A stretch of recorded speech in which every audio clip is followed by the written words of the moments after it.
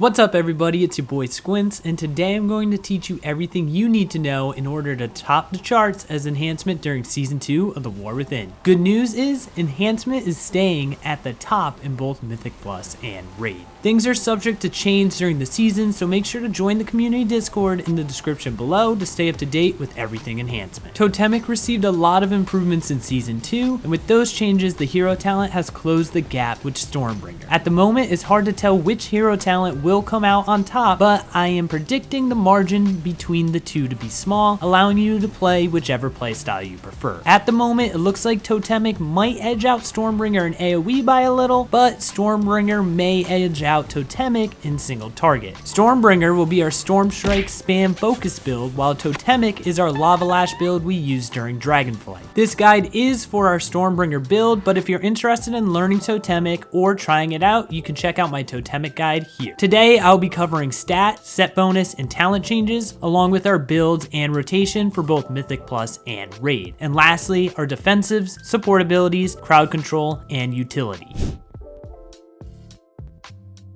For stats, Stormbringer will focus haste, mastery, and then crit. Our set bonus is a lot of fun in AoE, giving us a ton of extra damage, but unfortunately isn't the most exciting in single target. For our two-piece, our abilities including Wind Fury procs have a chance to trigger a winning streak. This increases the damage of Storm Strike, Lava Lash, and Doom Winds by 5% and stacks up to 5, increasing the total damage bonus to 25%. Every charge of Maelstrom spent has a 1% chance to remove winning streak, so spending 10 Maelstrom is a 10% chance to remove winning streak. For our four-piece, when you lose winning streak, you'll gain Doom Winds for 4 seconds, and whenever Doom Winds deals damage, your next Crash Lightning cast deals 24% increased damage, up to 120%. This effect stacks to 10, and each cast will spend a maximum of 5 stacks. Additionally, Crash Lightning deals 50% increased damage to your current target. When it comes to talents, we had some changes worth covering quickly. Ancestral Guidance has been removed from our class talents, and Healing Stream Totem has been buffed. On our spec tree, a lot of talents have swapped sides in the middle of the tree, making pathing so much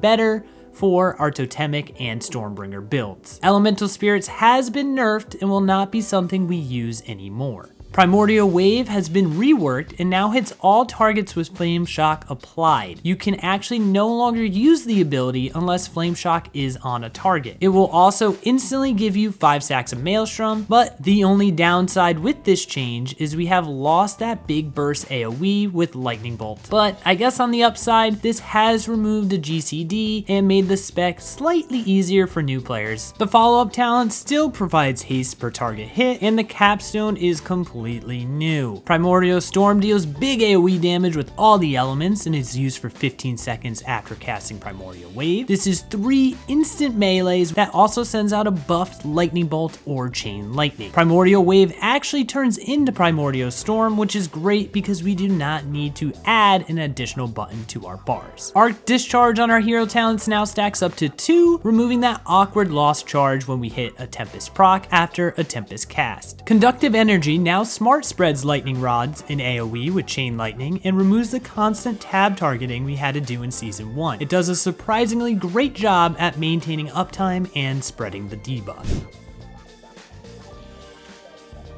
Here's our Raid pure single target build, and as always you'll find import codes for all the builds in the description below. For Raid encounters that require some more AoE burst, here are your talents. For Mythic Plus, this is going to be our baseline talents and our go-to. If you ever find yourself wanting some more AoE bursts, you can opt for the Sundering Pathing. Now, let's kick things off with our AoE rotation, starting out with our opener. Cast Flame Shock, then when in melee, Lava Lash into Primordial Wave, and then Doom Winds, followed by Crash Lightning. Next, pop Ascendance, Wind Strike, then Primordial Storm, followed by yet another Crash Lightning. A tip for Mythic Plus is during the pull timer, pop Ascendance before your key starts, and spend Maelstrom on Healing Surge to prep a Tempest charge. Ascendance Maelstrom generation will continue when the key starts, and Ascendance will reset. When it comes to our rotation, it's best to think of it as a priority list, with the goal of dealing big damage by building up Maelstrom and spending it. Starting off with our highest priority, spending Maelstrom. At 10 Maelstrom, you'll want to prioritize Primordial Storm Storm, then Tempest, and last Chain Lightning. Next is Crash Lightning due to the buffs it's received and our new set bonus. Next up is Storm Strike, which is our Carpal Tunnel spammer that builds our Maelstrom. If Storm Strike and Crash Lightning are on cooldown, you'll want to use Volcanic Blaze or use it to maintain your Flame Shock debuffs for your next primordial wave. Now, if you don't have any of the above available or just need to maintain your Flame Shock debuff, you can cast Lava Lash. The last button you'll want to press in AoE is Sundering if you take it for that additional AoE damage. With Ascendance in AoE, you will want to spam Wind Strike and weave in Crash Lightning when it's off cooldown. You will always prio using Maelstrom on Primordial Storm over Tempest. When it comes to cooldowns, the goal is the ABCs, always be cooldown. Ascendance will always be comboed with Doom Winds,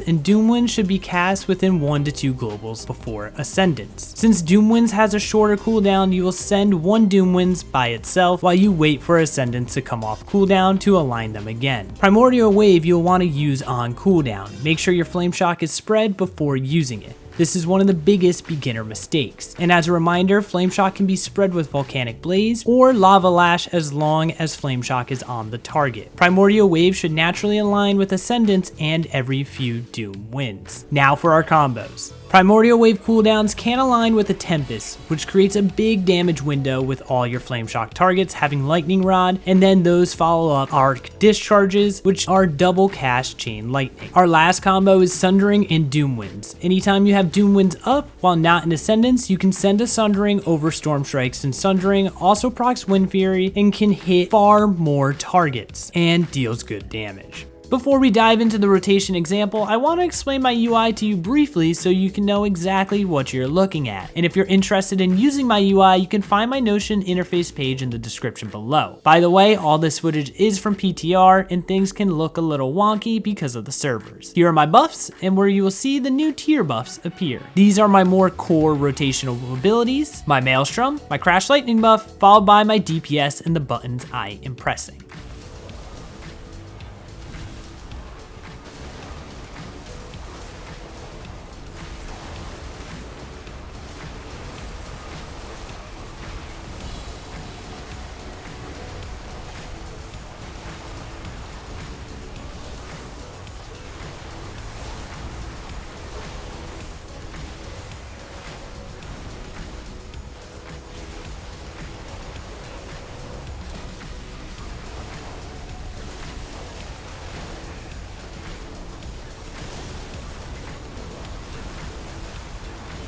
Now, let's talk single target opener and rotation. For single target, your opener will look like this. Precast Elemental Blast during the pull timer and then Flame Shock. Slam a Storm Strike, then pop Doom Winds and then Ascendance. Followed up by some Wind Strikes. Here's our single target priority list. First up is spending Maelstrom at 8+. With this tier set, you ideally want to spend at 10 for the full 10% chance to drop Winning Streak. But if you ever hit a moment where there's no way to build and you're at 8 or 9 stacks, spend it. The highest priority when spending Maelstrom is Tempest. Your second spender will be Elemental Blast, followed by Lightning Bolt. To build Maelstrom, you'll mainly use Storm Strike and weave it with Crash Lightning when you have your 4-piece, which gives you the Electrostatic Wager buff. And when it's active, Crash Lightning will become your highest prio button. Next is Volcanic Blaze. If you're out of Storm Strike and your 4-piece buff and Crash Lightning is off cooldown, just use it. If none of the above is available, use Lava Lash. Lastly, you can fill with Frost Shock or Flame Shock to keep the debuff active. During Ascendance, you're just focusing on spamming Wind Strike and then using Crash Lightning whenever it's off cooldown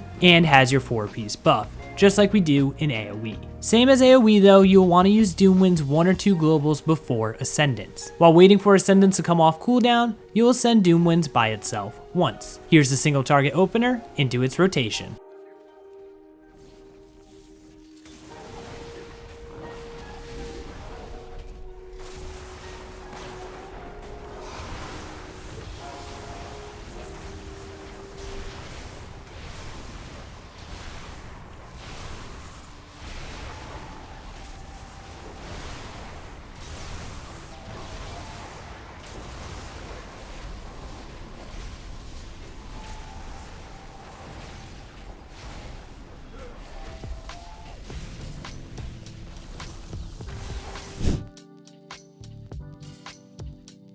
Before we head out, I like to always cover our defensive, support abilities, crowd control, and utility so that you know when and how to use them. Astral Shift is our main defensive on a 90-second cooldown. It's a 40% damage reduction. Use the damn thing, since this is our main defensive. Stone Bulwark Totem is our filler for when Astral Shift is on cooldown. It gives you a nice little absorb shield. Earth Elemental, aka the best off tank in Mythic Plus, gives us a health increase and damage reduction. He's also on a 5-minute cooldown, so use him when you need to save yourself or the tank or the group if the tank dies. Spirit Wolf is not something to sleep on. It is great to hop into for a quick 5% damage reduction when targeted or being hit by a big AoE, especially in high-end Mythic Plus keys. It's also great to prepare for those moments by going into it to receive the full 20% DR before the damage comes out. We are squishy, and this can be a lifesaver when your other defensives are on cooldown.